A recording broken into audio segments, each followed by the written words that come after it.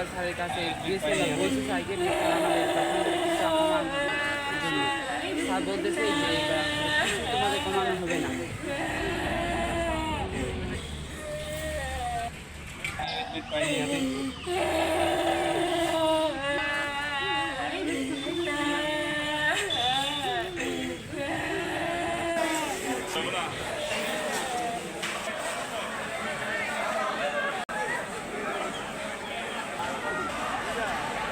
আমাদের বাবা মা খুব কষ্ট করে টাকা দিচ্ছে।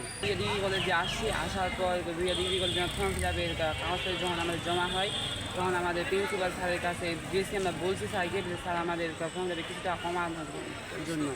স্যার বলতেছে যে কিছু তোমাদের কমানো হবে না। কলেজে শুনেছি যে আমাদের সাবস্থান নাকি ফর্ম ফিল আপ করায়, তার জন্য তাদের কাছে গেছি। আমাদের আগের বছর থেকে বলতে ফার্স্ট ইয়ারে আমি সবে টাকা দিয়েছিলাম, সেকেন্ড ইয়ার তখন কাজ হয়েছিল, সেকেন্ড ইয়ারে যখন টাকা দিই তখন এখন কাজ হয় না।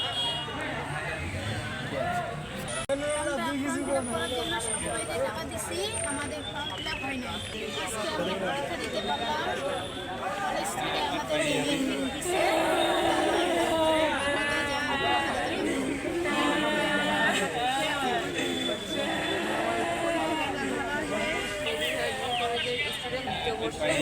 সবাইকে টাকা দিচ্ছে যে সবাই নাকি কম টাকায় ফর্ম ফিল আপ করে দিতে পারবে।